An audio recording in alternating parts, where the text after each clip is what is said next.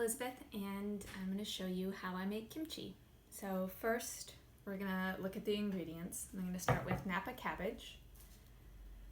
We're going to have a womp of green onions. This is 3 bunches. I'm going to use radishes because I have a lot of radishes. You can make kimchi with or without radishes. They're both good. There's just different versions. Fresh ginger, and this is a clove of fresh garlic. We're also going to use non-iodized salt, red pepper powder, this is Korean powder, powdered peppers for making kimchi, and fish sauce. If you're vegetarian, you can use soy sauce.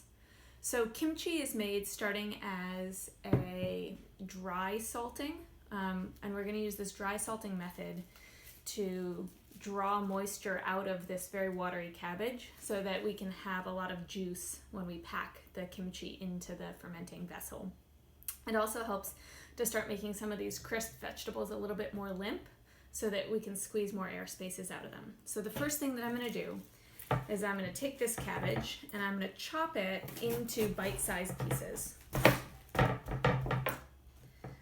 So I do that just by chopping slices of it. And even though this piece is pretty big, this will wilt down to sort of what you think of as a normal piece of kimchi. So I'm going to do that with this whole head of cabbage. And I'm going to put it into this bowl. So as I put all of my cabbage in to the bowl, I'm going to sprinkle it with salt as I go.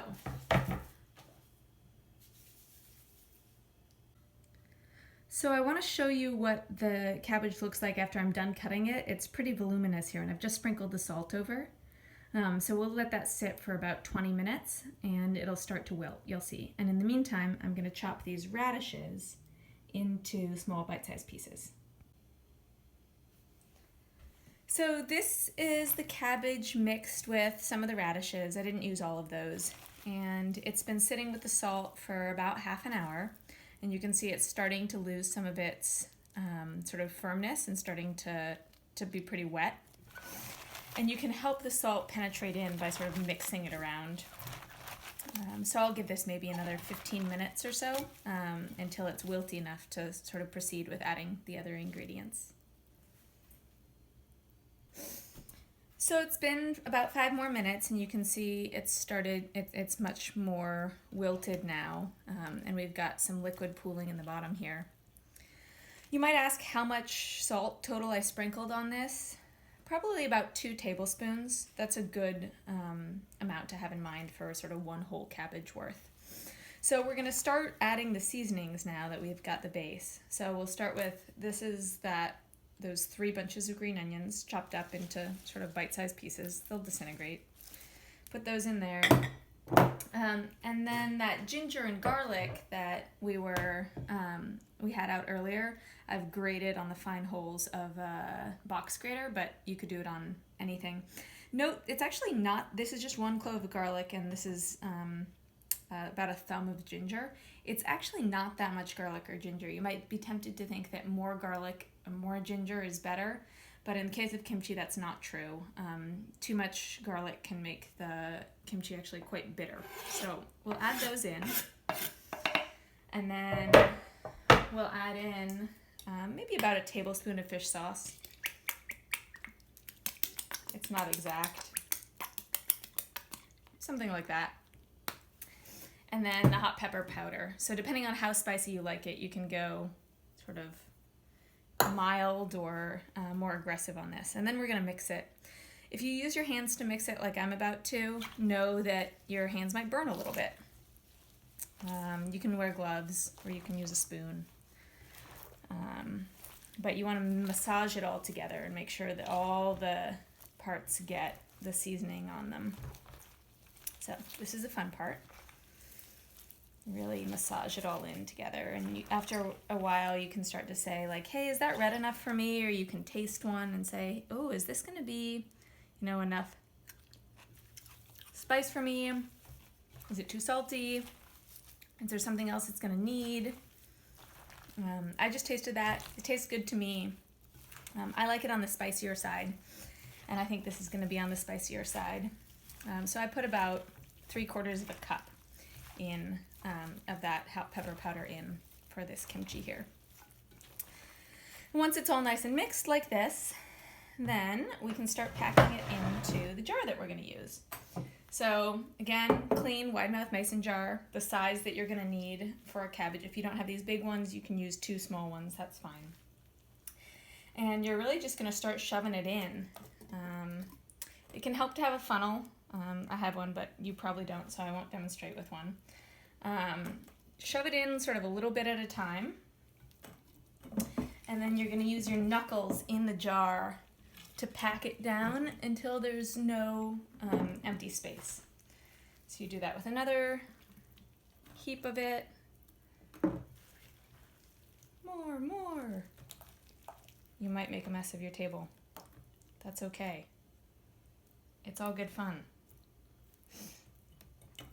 And then really put your weight into it. And you're squishing all of the liquid to sort of come up to the surface so there's no air spaces. And you keep going until your jar is full. Or your jars are full, depending on how much you've made and how many jars you're using.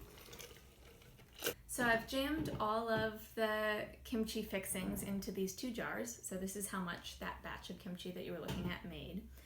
And I've pushed them all down with my knuckles until the liquid rose above them.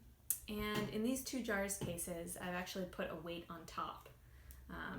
Remember, we talked about in the last video that you could use a small mason jar for this or a clean rock.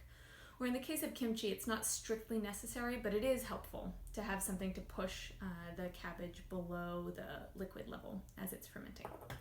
So I had these in here, and we're gonna set them to ferment. So I have these airlock tops, so I'm gonna use those, but you could also use just a regular mason jar top here. But if you use a regular mason jar top, know that the fermentation process releases carbon dioxide, so you'll be producing gas in here as it's fermenting. So you're going to have to release that pressure occasionally as you're going. So you'll just have to sort of burp it every day, and you'll hear a hiss, and then you can tighten it back down. Something that's important to know about doing this is that as it's producing those gases, as the lactobacillus bacteria that are fermenting your kimchi are producing carbon dioxide, this mass of kimchi is going to expand. You're going to start to see air bubbles where there weren't air bubbles before, and you'll be like, I thought I pushed that down better. You did. It's just that there's gases being produced now. And it'll expand. So in these tops, which have this constant pressure release valve, I know that, and I also know that I filled it pretty close to the top, and it'll expand maybe about this much in the course of the fermentation. So it's going to bubble over. So I'm just going to put it on top of a plate while it's fermenting, and that'll save me some cleanup later. So at these temperatures, my house is around 75 these days. I think I'll start checking on it after about 3 to 4 days. I expect it'll be done in about 5 or 6. But you can keep testing it all along, and you'll know when it's a desired tartness for you. To stop the fermentation, just swap out the airlock top with a regular lid and store it in the fridge, and you can eat it whenever. It'll last in the fridge for maybe about a month, and it'll get slowly more sour during that time.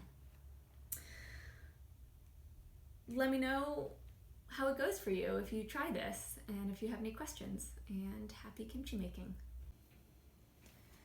So I also wanted to show you guys some finished kimchi. I made this about 3 weeks ago or so, and you can see after it's done, it's gotten the cabbage itself is very translucent and has shrunk down a lot and lost some of its sort of vibrant greenness. This was a green onion, and it's tangy and delicious.